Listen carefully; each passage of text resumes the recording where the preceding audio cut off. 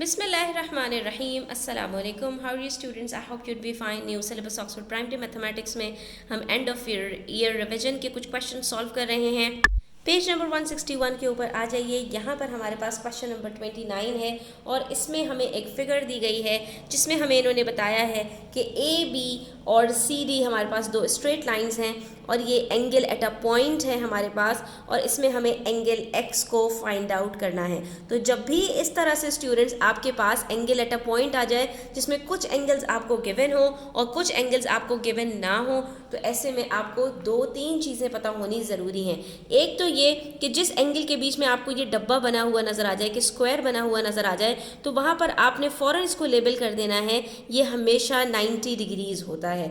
दूसरी बात आपको ये पता होनी चाहिए स्टूडेंट्स कि जब भी कोई स्ट्रेट लाइन होती है उसके ऊपर बनने वाले तमाम एंगल्स का जो सम है वो हमेशा 180 डिग्रीज़ होता है। यानी अगर हमारे पास ये line A be straight line है तो इसके ऊपर angle x plus 90 degrees plus 70 degrees हमारे पास बराबर होगा 180 डिग्रीज़ के। इसी तरह से एंगल जो हमारे पास नीचे वाली साइड पे बनेंगे ये लाइन ए बी के, तो एंगल वाई और ये वाला एंगल, इन दोनों का सम भी, फॉर एग्जांपल अगर हम इसको यहाँ पर लोकेट करें z, तो ये z प्लस वाई भी हमारे पास 180 डिग्रीज़ होगा। बिल्कुल इसी तरह से कि जैसे सी डी हमारे पास स्ट्रेट लाइन है तो हमारे पास ये एंगल 70 और एंगल y ये दोनों भी हमारे पास कह सकते हैं कि बिल्कुल 180 डिग्री के बराबर होंगे। इसी तरह से ये angle 90 degrees plus angle x plus angle z, इनका सम भी हमारे पास 180 डिग्रीज़ होगा। और तीसरी बात आपको ये भी पता होनी ज़रूरी है कि एंगल एट अ पॉइंट, यानी अगर आपके पास पूरा सर्कल कंप्लीट हो रहा हो बहुत सारे एंगल्स से मिलकर, तो उन सब का सम हमेशा एंगल्स एट अ पॉइंट हमारे पास 360 डिग्रीज़ के बराबर होता है। तो हम यहाँ पर पहले एंगल x मालूम कर लेते हैं। उसमें से हमारे पास स्ट्रेट लाइन में दो एंगल्स ऑलरेडी गिवन हैं, इन दोनों को हम ऐड करेंगे, 180 डिग्रीज़ में से सब्ट्रैक्ट करेंगे, एंगल x हमारे पास खुद ही निकल कर आ जाएगा। तो हम क्या कह सकते हैं, angle x is equals to 180 degrees minus 90 degree minus 70 degrees. ठीक है, तो 90 डिग्रीज़ को माइनस किया, 90 बचा, 90 में से मज़ीद 70 डिग्रीज़ माइनस किया तो ये बच गया हमारे पास सिर्फ 20 डिग्रीज़। और बिल्कुल इसी तरह से एंगल जो है हमारे पास यहाँ पर, क्योंकि D और C हमारे पास स्ट्रेट लाइन है, तो इसका मतलब है कि एंगल Y हमारे पास बराबर हो जाएगा 180 डिग्री माइनस 70 डिग्री। सिंपल है ये। ठीक है स्टूडेंट्स, कि यहाँ पर हम सिर्फ 180 में से 70 माइनस करेंगे तो पूरा ये जो बड़ा सा एंगल है एंगल Y हमारे पास आ जाएगा, और ये आंसर हमारे पास आ रहा है 110 डिग्रीज़। तो हम यहाँ पर क्या कह सकते हैं कि एंगल X हमारे पास है 20 डिग्रीज़ और एंगल y हमारे पास है 110 डिग्रीज़। तो अगर स्टूडेंट्स आप ये बात समझ गए हैं तो आप कमेंट सेक्शन में मुझे बताइएगा ये एंगल z कितने डिग्रीज़ का होगा।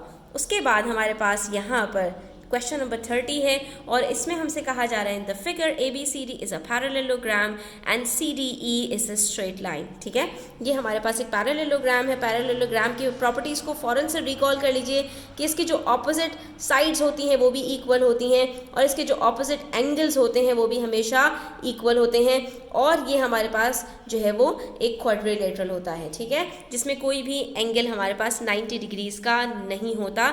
यही फ़र्क होता है एक रेक्टेंगल और एक पैरेललोग्राम का।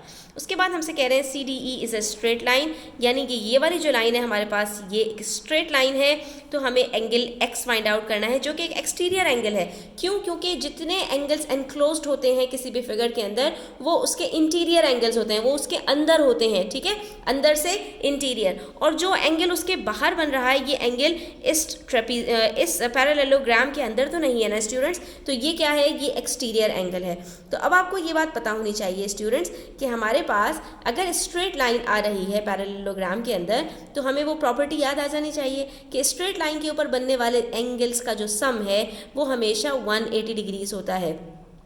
दूसरा, ये पैरेललोग्राम्स के अंदर मैंने आपको बताया प्रॉपर्टी पता होनी चाहिए आपको, जो ऑपोजिट एंगल्स होते हैं वो भी हमेशा इक्वल होते हैं। तो इसका मतलब ये हुआ हमारे पास एंगल ए डी सी यहाँ पर बनने वाला जो एंगल है ये बराबर है अपने opposite angle A B C के। इसका मतलब क्या हुआ, एंगल ए बी सी तो हमें गिवन है, अगर ये 140 डिग्रीज है तो इसका मतलब है एंगल ए डी सी भी हमारे पास 140 डिग्रीज होगा।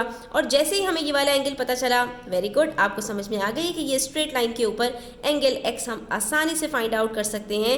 180 डिग्रीज में से 140 को माइनस करेंगे और हमें पता चल जाएगा कि जो बाकी बच रहा है वो हमारे पास एंगल एक्स है, दैट इज 40 डिग्रीज। तो इसका मतलब क्या हुआ, एंगल एक्स हमारे पास यहाँ पर 40 डिग्रीज कितनी आसानी से कैलकुलेट हो गया।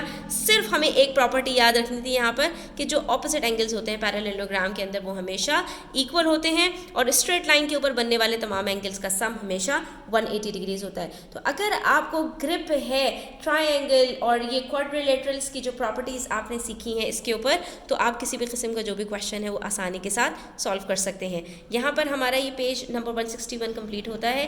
तो आई होप स्टूडेंट्स आपको क्लियर हुआ होगा। स्टिल कोई क्वेश्चंस हो, क्वेरीज हो, कमेंट सेक्शन में आप पूछ सकते हैं। और वीडियो अच्छी लगी हो तो लाइक कीजिएगा, अपने फ्रेंड्स के साथ शेयर कीजिएगा। चैनल सब्सक्राइब नहीं किया तो सब्सक्राइब कर लीजिए। अपना ख्याल रखिएगा। अल्लाह हाफ़िज़।